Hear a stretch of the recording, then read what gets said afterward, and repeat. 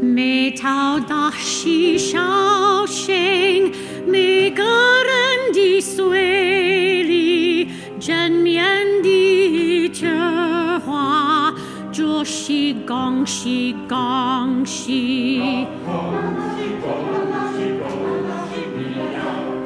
喜恭喜你！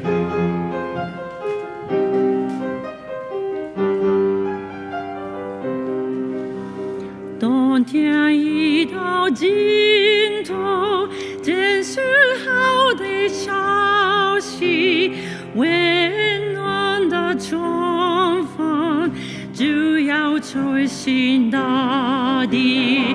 恭喜恭喜恭喜！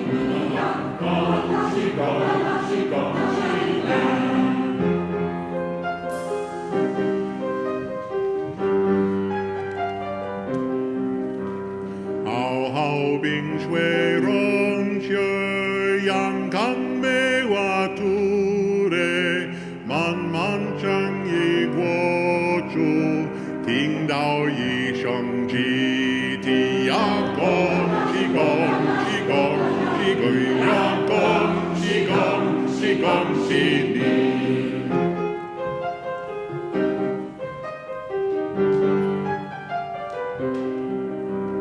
经过多少患难，历经多少无量，多少岁月盼望，盼望春的消息。恭喜恭喜恭喜你呀！恭喜恭喜恭喜你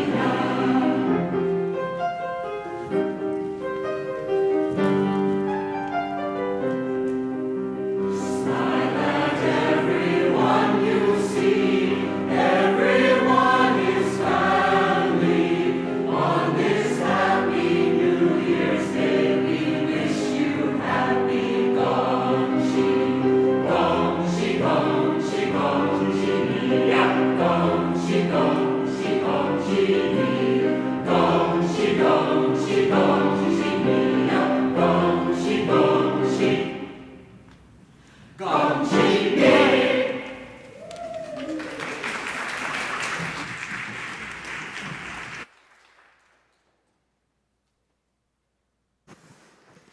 Good morning. Good morning to those here in the sanctuary and those online. Thank you for joining us this morning. I am Laura Shinham, Minister of Congregational Life here at UUSF. I'm joined on the chancel today by our community minister, Reverend Shannon Fong, and one of our board members, Lori Lai. We are supported this morning by our many volunteers and staff who provide our presence online, greet people, bring flowers, keep our spaces beautiful, and care for our children and youth. Gratitude to all those who help create our spaces for us to gather in community each week. As is the custom of this church, we extinguish a candle on the altar when we lose a member. This week, on Tuesday morning, George Miller, longtime member and supporter of this congregation, passed away at 89 years old. George was a part of the church from the time of Reverend Harry Schofield and helped edit and publish a book of Harry's sermons. George was also a big supporter of UC Berkeley's women's basketball, the band, and his own Miller Scholars Program, which to date has put more than 500 transfer students through the final 2 years of their education at Berkeley. George's larger service to San Francisco civic life and international anti-poverty work, among many other contributions to the larger world, are laudable. He will be greatly missed, and so we extinguish a candle in honor of his life.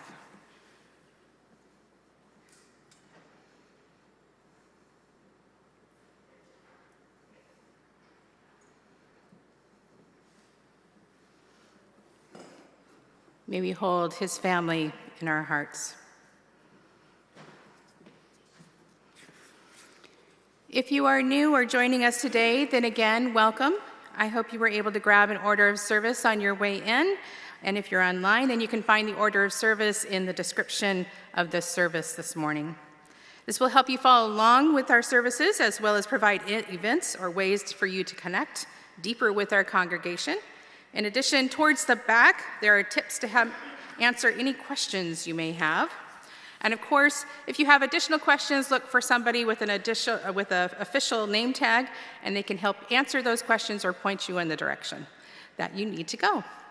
We also have someone monitoring the online chat to answer any questions as well. We are grateful for Shannon for leading us in our worship service to honor the Lunar New Year this year and the Year of the Wood Snake. He's going to pull out themes of how we can embrace our humanness. So I invite you to bring the fullness of your heart to this hour together and let us worship. Let's say our unison chalice lighting words together, printed in your order of service. Those online, if you have a chalice to light, I invite you to come forward I invite you to bring it forward and light with us. We light this chalice for the light of truth, the warmth of love, and the fire of commitment. We light this symbol of our faith as we gather together.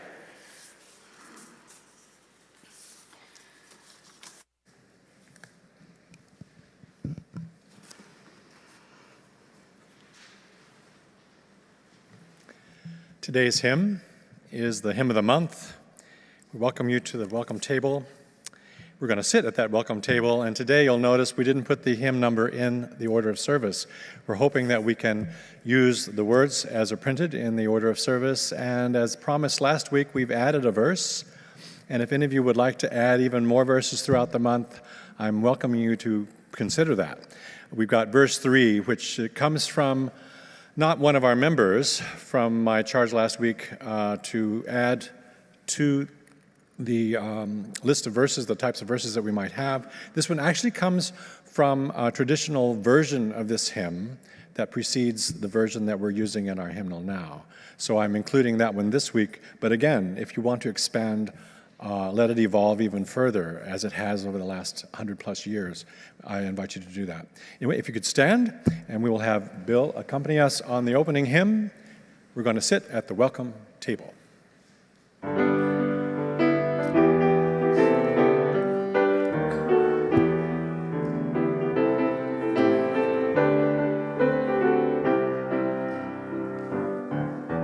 We're gonna sit at the welcome table.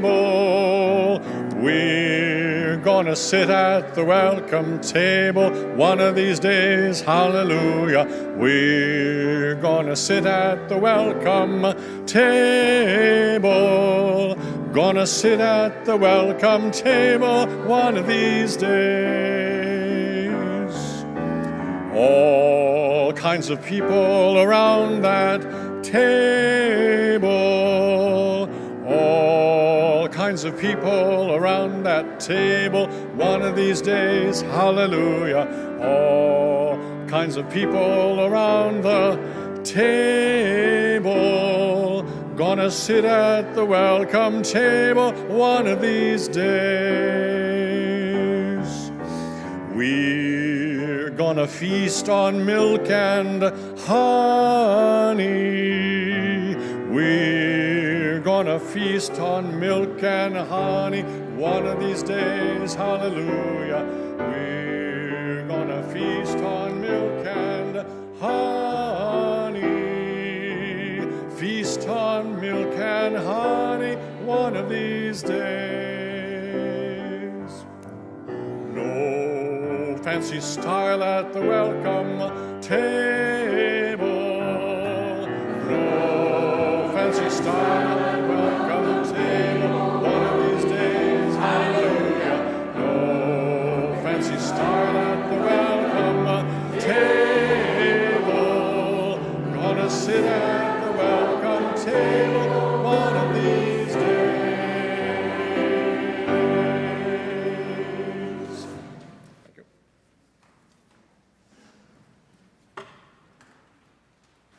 Now's the time in our service where we greet one another. Look for people you haven't seen in a while or you don't know and go out and greet Those online, drop some notes in the chat to each other.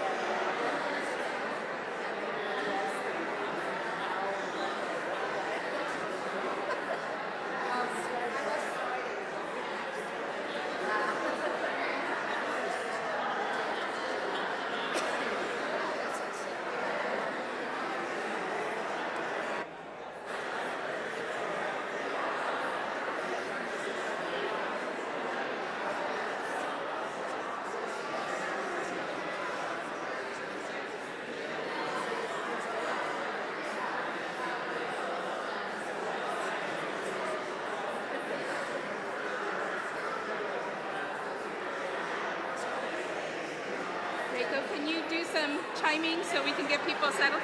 Yes.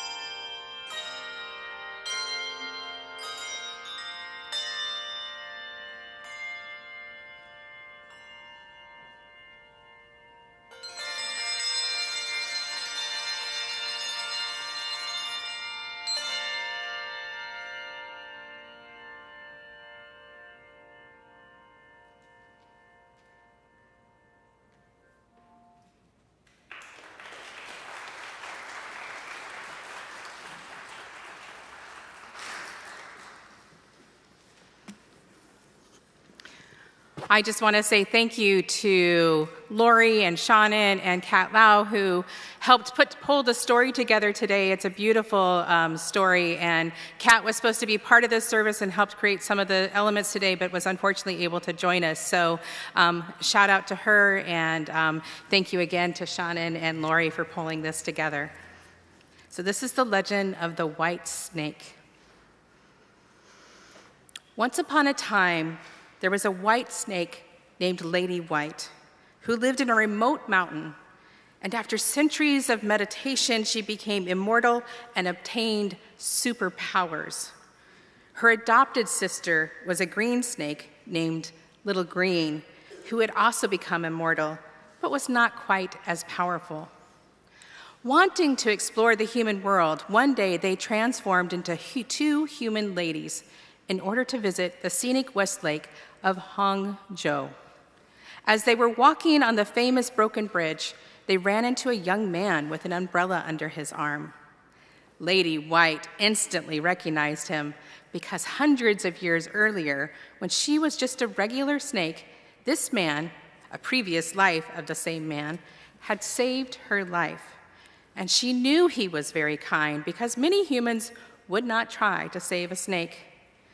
Just then, it started to rain, and the kind gentleman lent his umbrella to the ladies. He told them his name was Xu Xian. The next day, they met again, and the two ladies returned Xu Xian's umbrella and thanked him with a meal. Over time, Lady White and Xu Xian fell deeply in love. Soon, the two were happily married. The couple moved and opened an herbal medicine shop.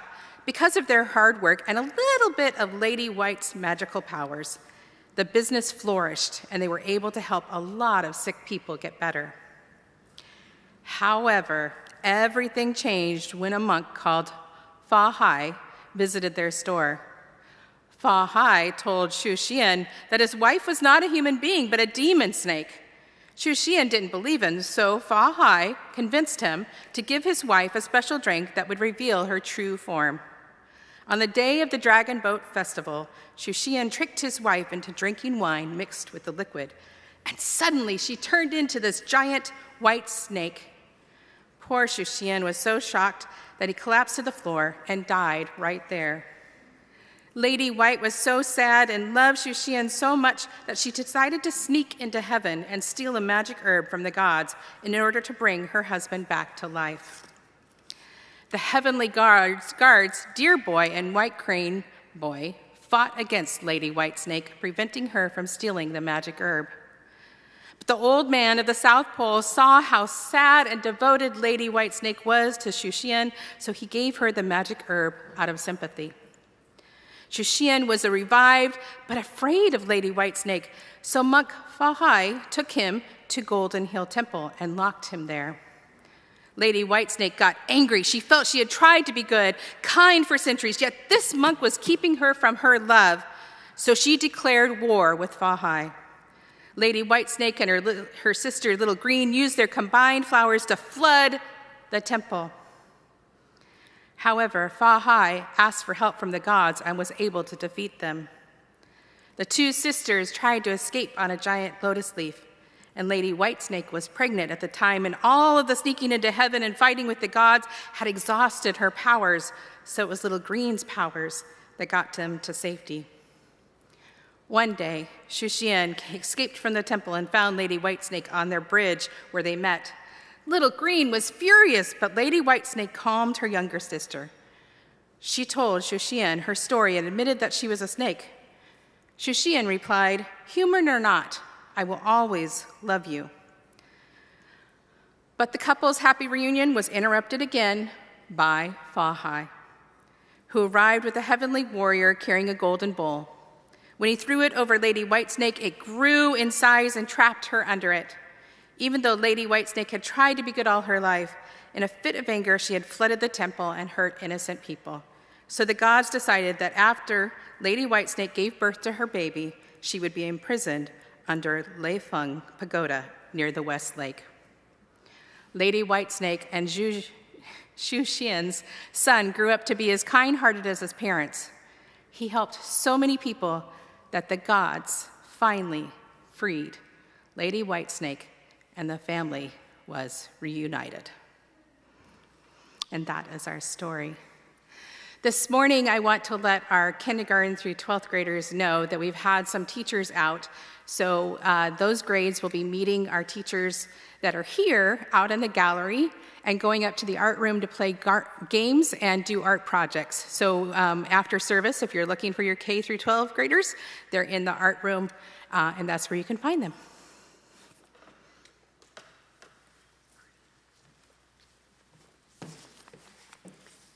I invite you to join me in our unison covenant, and it will be directly followed by our doxology. Love is the spirit of this church, and service is its prayer. This is our great covenant, to dwell together in peace, to seek the truth in freedom, and to help one another.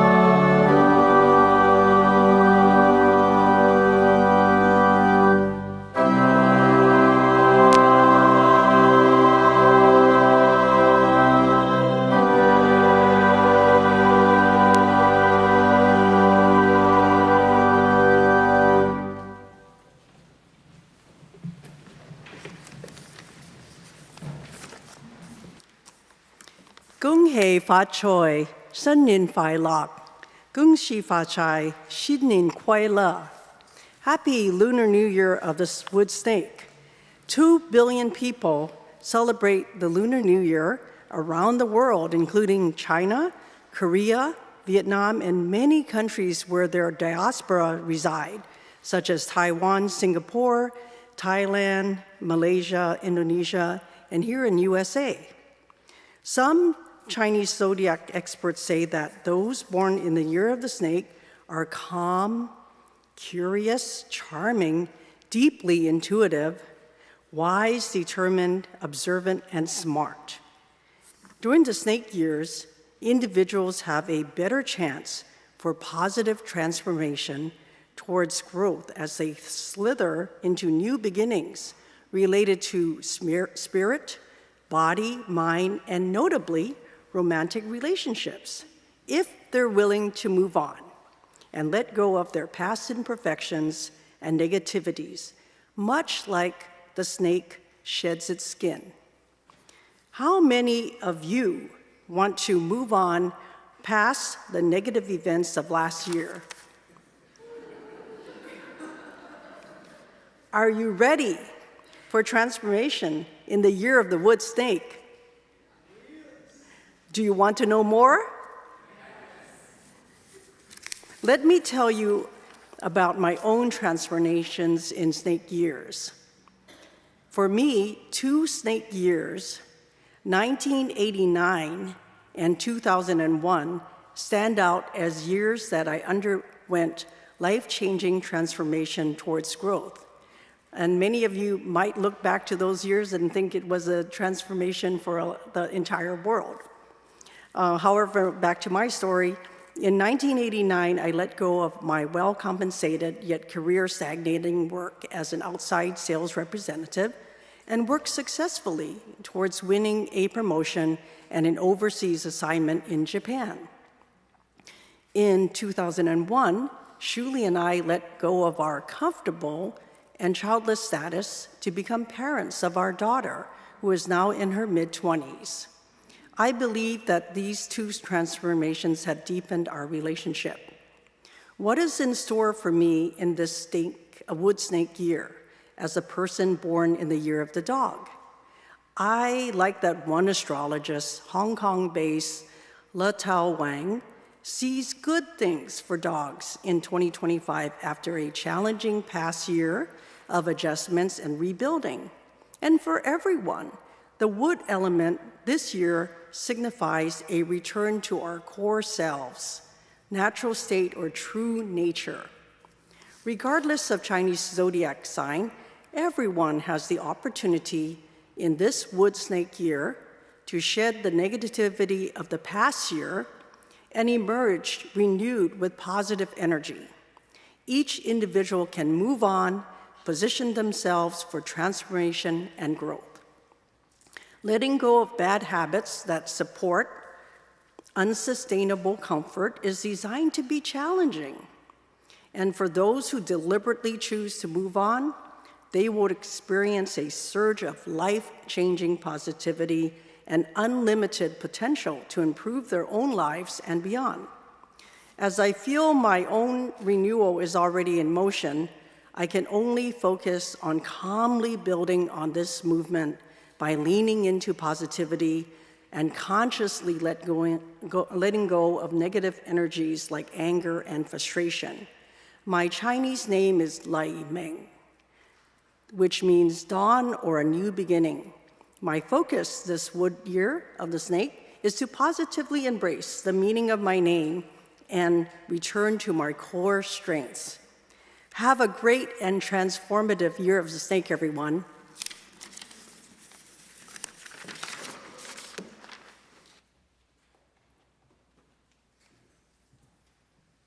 Thank you, Lori. Our offering this morning will be to support the work of the Asian Law Caucus. The Asian Law Caucus is committed to the pursuit of justice across society with a specific focus on serving low-income, immigrant, and underserved Asian Americans and Pacific Islanders. Thank you in advance for your generosity. And now our morning's offering will be both given and gratefully received.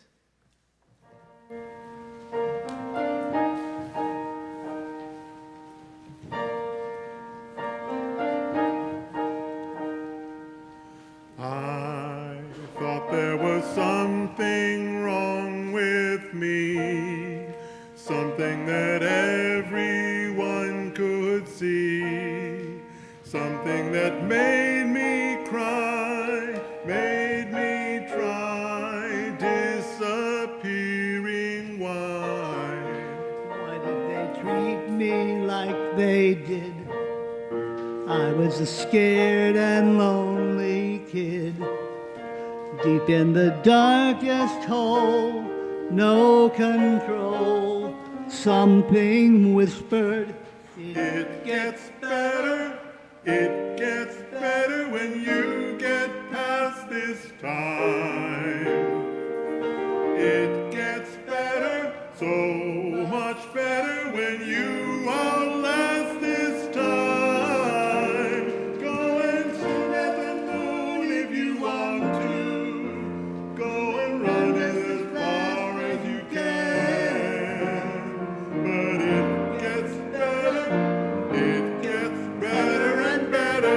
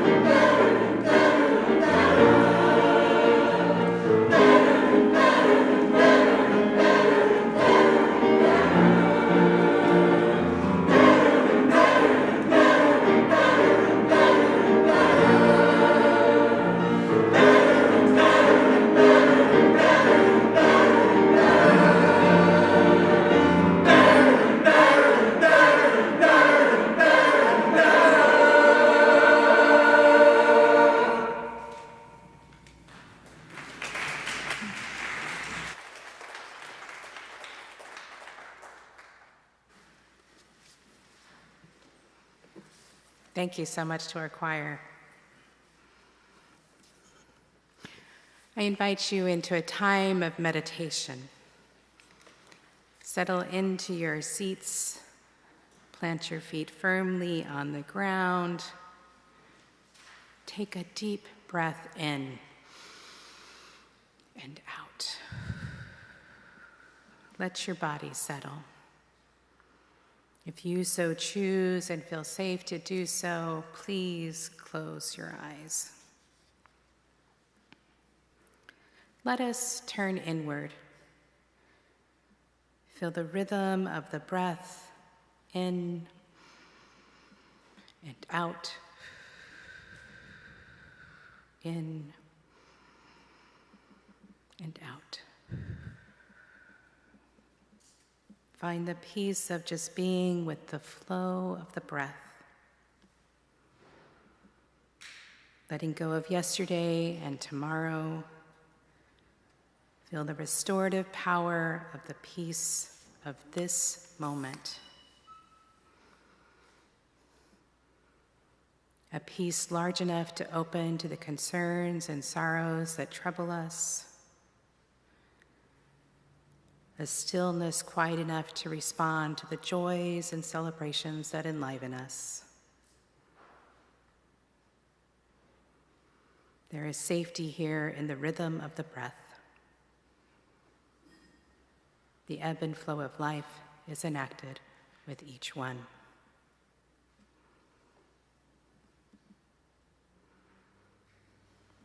Now, in the silence that holds all things, I invite us to ask for what we need and the ability to open ourselves to receive it. During this time, if you have lost someone close to you in the past year, we invite you to stand or raise your hand in silent witness to that loss, that the world doesn't always make space to acknowledge and hold, but is so, so present to us.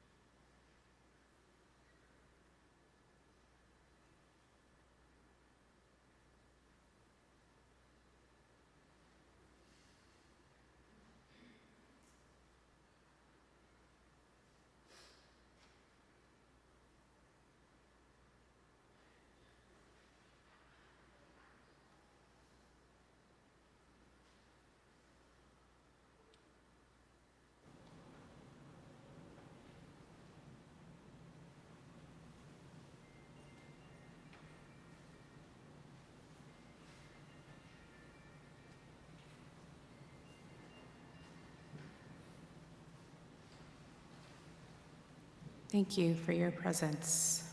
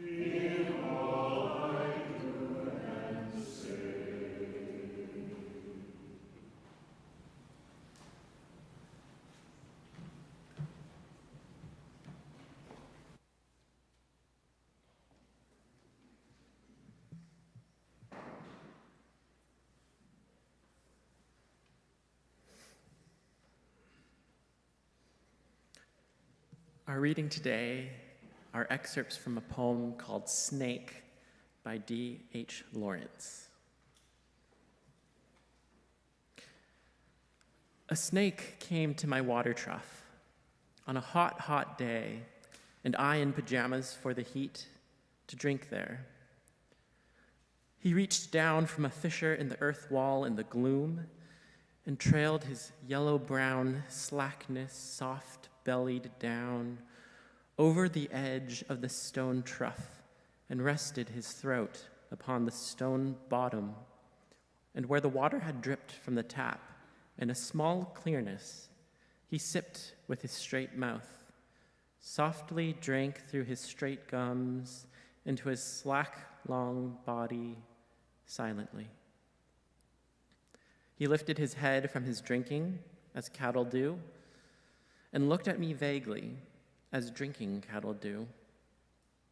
Being earth-brown, earth-golden from the burning bowels of the earth on the day of Sicilian July, with Etna smoking, the voice of my education said to me, "He must be killed, for in Sicily the black snakes are innocent, the gold are venomous." And the voices in me said, "If you were a man, you would take a stick and break him now and finish him off." But must I confess how I liked him? How glad I was he had come like a guest in quiet to drink at my water trough and depart peaceful, pacified, and thankless into the burning bowels of this earth. Was it cowardice that I dared not to kill him? Was it perversity that I longed to talk to him? Was it humility to feel so honored? I felt so honored. And yet those voices, "If you were not afraid, you would kill him." And truly, I was afraid. I was most afraid. But even so, honored still more that he should seek my hospitality from out the dark door of the secret earth. He drank enough and lifted his head dreamily as one who was drunken, proceeded to draw his slow length curving round and climb again into the broken bank of my wall face. And as he put his head into that dreadful hole, a sort of horror overcame me now his back was turned. I looked around, I put down my pitcher, I picked up a clumsy log and threw it at the water trough with a clatter. And immediately I regretted it. I thought, how paltry, how vulgar, what a mean act. I despised myself and the voices of my accursed human education, for he seemed to me again like a king in exile, uncrowned in the underworld, now due to be crowned again. And so I missed my chance with one of the lords of life, and I have something to expiate, a pettiness.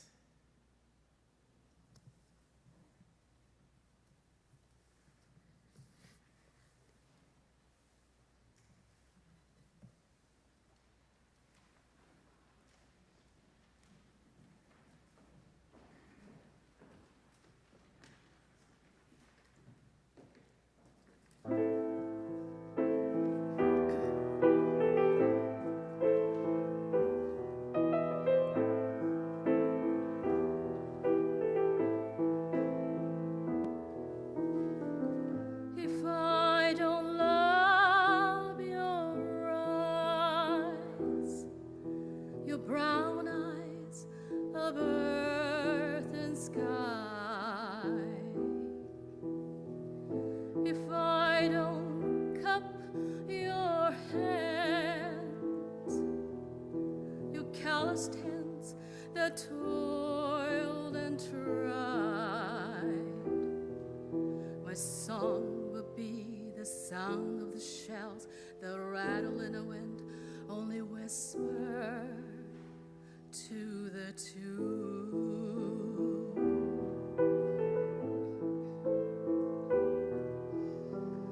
If I don't love your feet, your cracked feet, hard as a plow.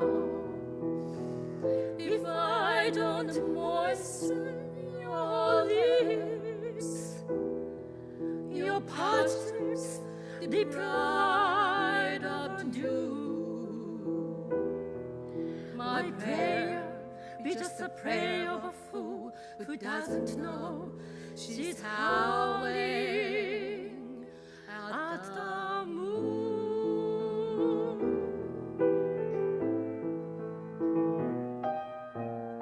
I watched them burn from far away. The night turned gray.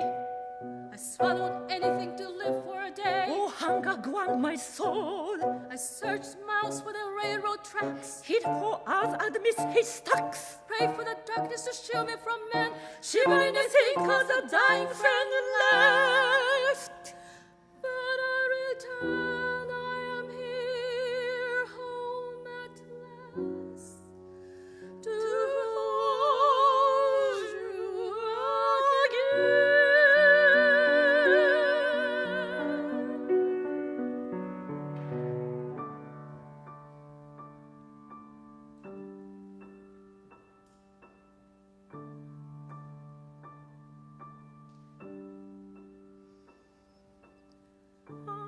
The air is thick and serene.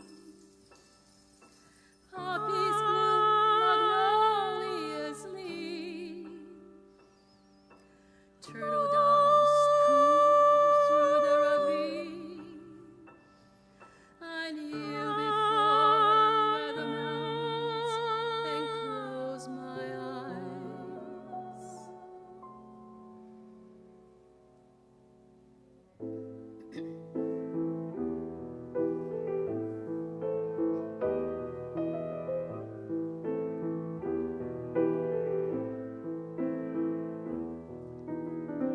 I remember your eyes, My eyes, your hair, my hands, your joy, my joy song,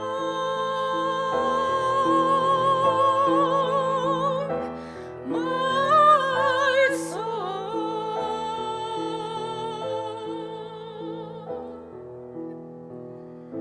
If I don't love your eyes, my vow would be an empty bell. Its hollowness will fade into the night.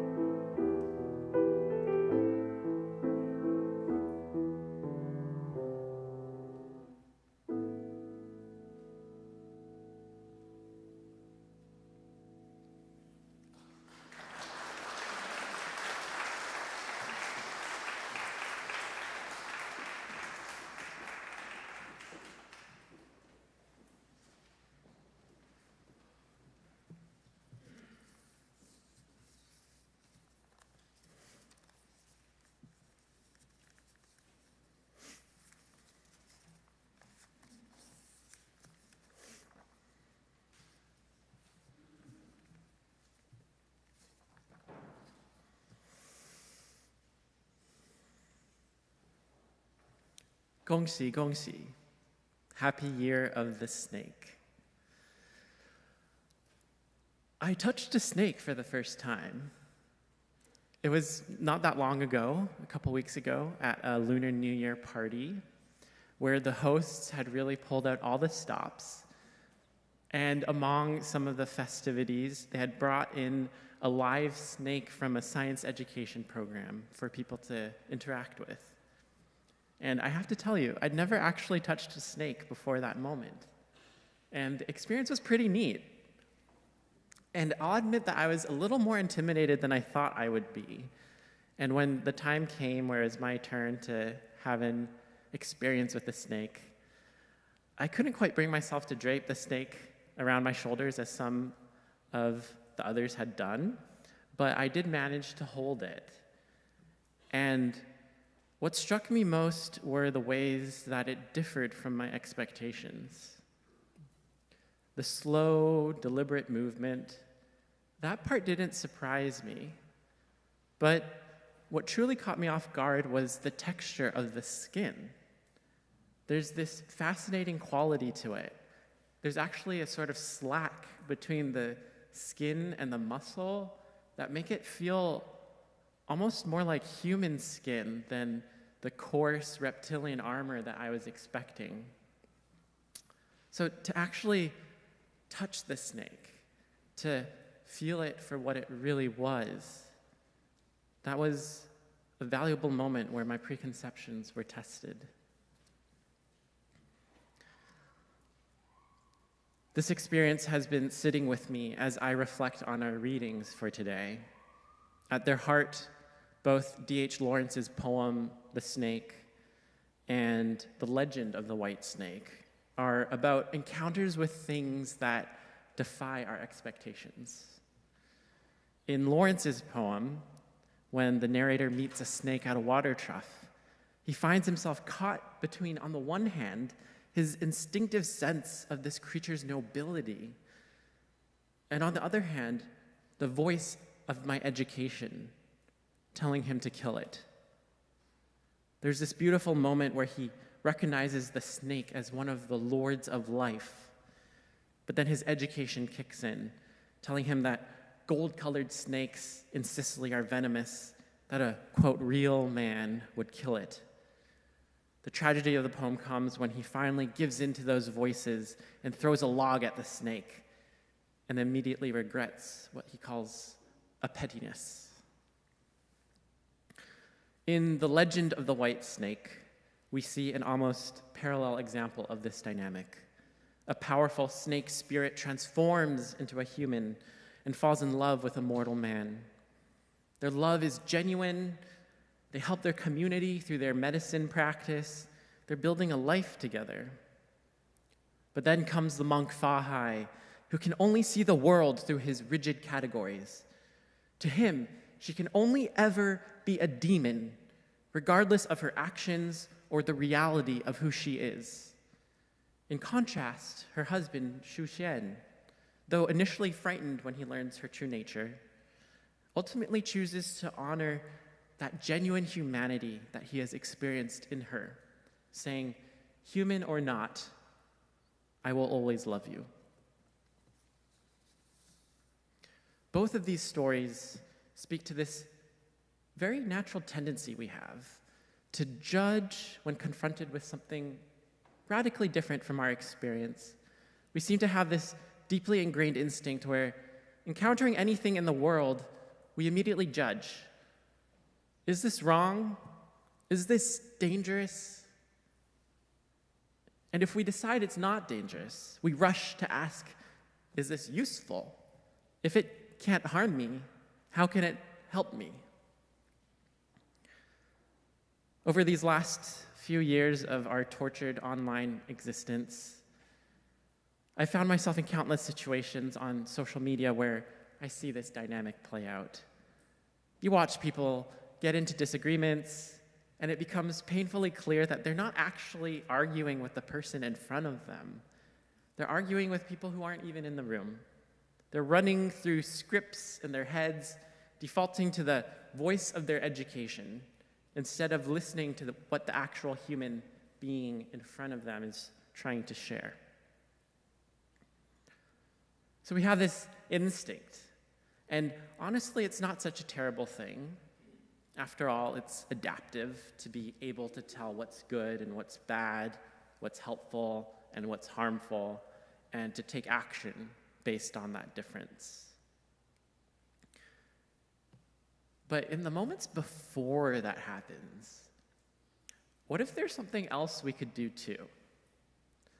What if in the space before we rush to the determination of our response, we could simply appreciate the existence of what's in front of us.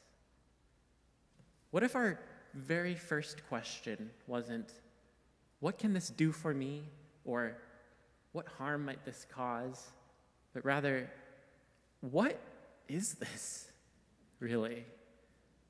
And how might I honor what's actually there? And this is what I mean when I talk about honoring, acknowledging and bearing witness to something for what it truly is, for its own sake.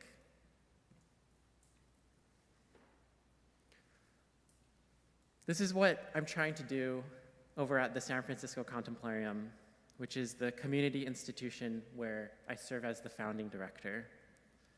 We're building the muscles to honor the human journey and the full spectrum of experiences we have as human beings for their own sake. That is, we honor our experiences simply because those experiences are owed it.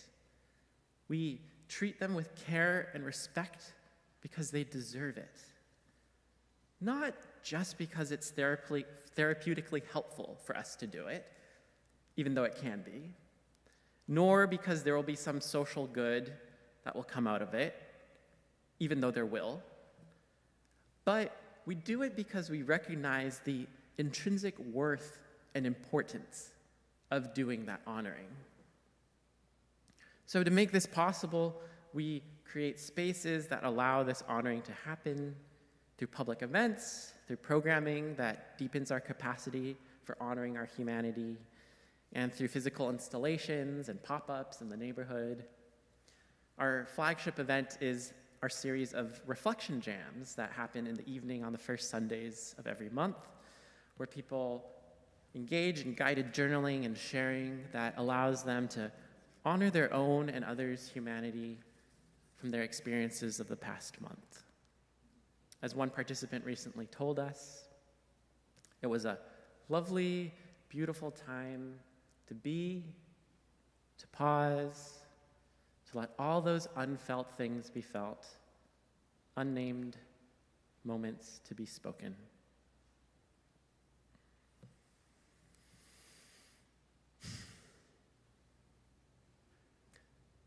This work feels especially crucial right now, in a world where so much suffering and injustice is being wrought at the highest levels of power. We're seeing the rise of authoritarian movements that explicitly reject the idea of our shared and equal human dignity. We're witnessing existential crises of climate change and artificial intelligence that threaten the very foundations of our human existence. We're experiencing painful national divisions and needless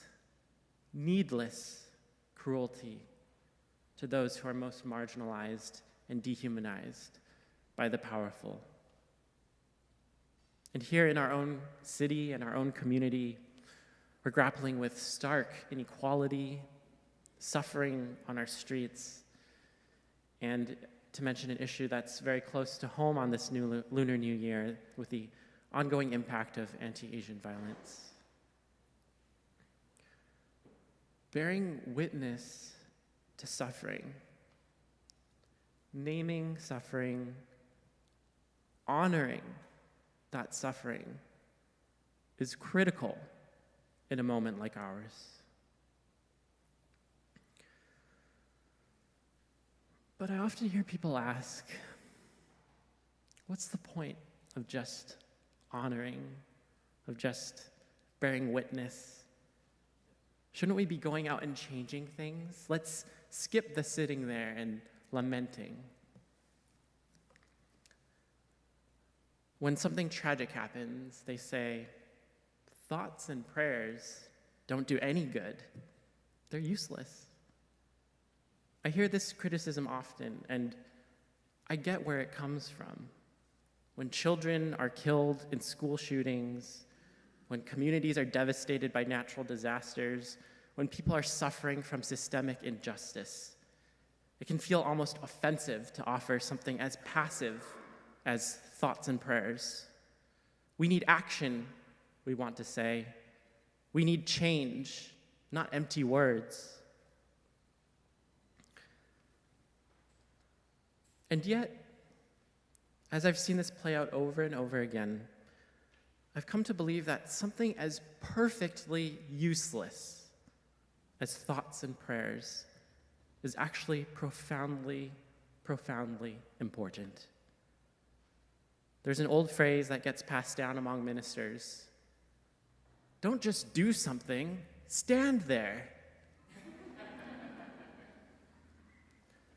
Don't just do something, stand there. It's jarring and funny to hear because it's a deliberate reversal of the common saying, don't just stand there, do something. And yet it perfectly captures the centrality of honoring to everything we do because, and this is the point I want to make, honoring gives meaning to everything we do. Because in fact, honoring and action are not opposites. Action is an extension of honoring. Think about what moves us to action in the first place. It's our very recognition of the dignity of human life, our honoring of the suffering that we witness. Why would we act if we didn't first honor the humanity at stake? Without this foundation of honoring, our actions are merely empty movements that run on reactive anger or fear rather than a deep recognition of what's at stake. Honoring is the basis from which meaningful action springs, and to forget honoring is to create action that will fade away as easily as our passing emotions of the day. I'm not saying thoughts and prayers and then no action, which I agree is usually what so many politicians hide behind. But I am saying thoughts and prayers and action. Because what makes honoring appropriate is what makes action appropriate. It's what we owe to the moment in front of us. We honor because the children who have died, that honoring is their due. We honor because the communities that are devastated, they are owed that honoring. And we honor because those suffering under systemic injustice, their suffering deserves to be honored. And as part of that honoring comes our action. This recognition that honoring and action are one thing has helped me notice how misguided I feel it is when people frame honoring as some kind of opposite to action. But it also helps me see why it might be so appealing. It's so much easier to avoid honoring our full human experience than to do it. Honoring can be hard and painful. It asks us to really stay present with what is true, which can be very, very difficult, rather than rushing to fix or change it. It requires us to let ourselves feel the full weight of whatever we're witnessing. It asks us to set aside our desire to be the hero that fixes everything. It means that sometimes, in the face of great suffering or injustice, we're forced to face our own helplessness, our own limits, our own grief. And yet, we do it. We do the hard thing to honor the entirety of our human journey because we owe it to our humanity and to the humanity of those around us. No more and no less.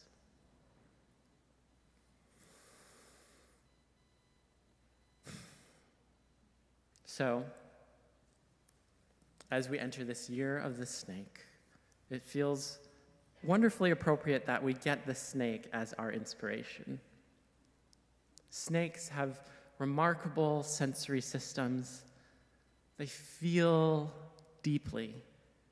They use their whole bodies to sense and take in their environment. The snake moves close to the ground, slowly, steadily, with purpose, listening, feeling, honoring what is present before responding. This is the wisdom we're being invited into this year, to honor like a snake, to move through our world with that same quality of attention and presence, that same capacity to sense deeply through that soft, sensitive skin before judging, that same ability to honor what's actually present rather than what our education tells us should be there. Happy New Year. Gong Xi Ni. May we be blessed with the snake's wisdom, its patience, its deep sensing, its capacity to honor. May it be so. Please join me in singing hymn number 128, For All That Is Our Life, which is printed in your order of service.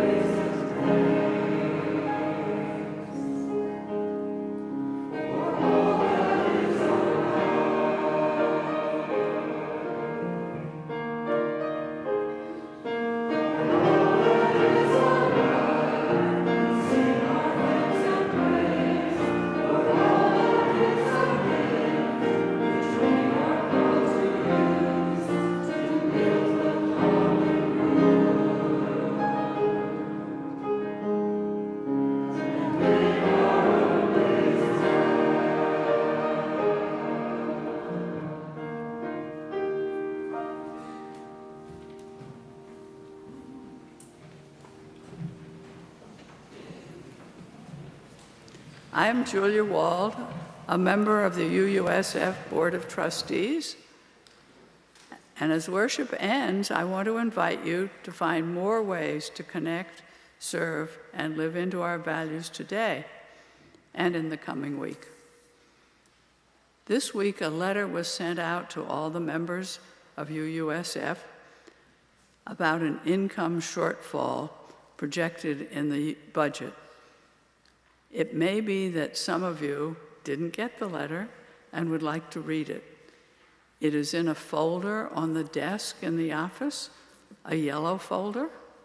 You can pick it up, read it. If you want to make a copy of it, there's a copier in the lunchroom back, go around the corner, you'll find it. And then you can take a copy home. In either case, put the letter back in the folder for the next person to read. And if you take a copy, please be sure to take it and not leave it on any surface around the church. Thank you. After the service today, I am having a table for writing cards to people who have suffered or who have some joy. And if you would like to come by and either write your own card or join in on a card that's already being written, I would love to see you. Just down the hall in the gallery. And speaking of honoring, there's a very important event coming up on Thursday, February 13th, 11 o'clock. That's this coming Thursday. There's an immigration rights event. We're gathering at 11 o'clock on Thursday, February 13th. You got that night? We're gathering at St. Mark's on the steps. St. Mark's is the church just across O'Farrell. We're going to gather there at 11 on Thursday, and then we're going to walk to Japantown where there's going to be a vigil. This is an event that's organized by the Interfaith Movement for Human Integrity. And Reverend Vanessa Southern will be there, and she hopes to see you there too. I'll be there. So these are some of the things that are happening this week. Of course, there are many more things. You can find out about them in your order of service. So read your order of service. Okay. Join us for coffee hour in the courtyard. Thank you.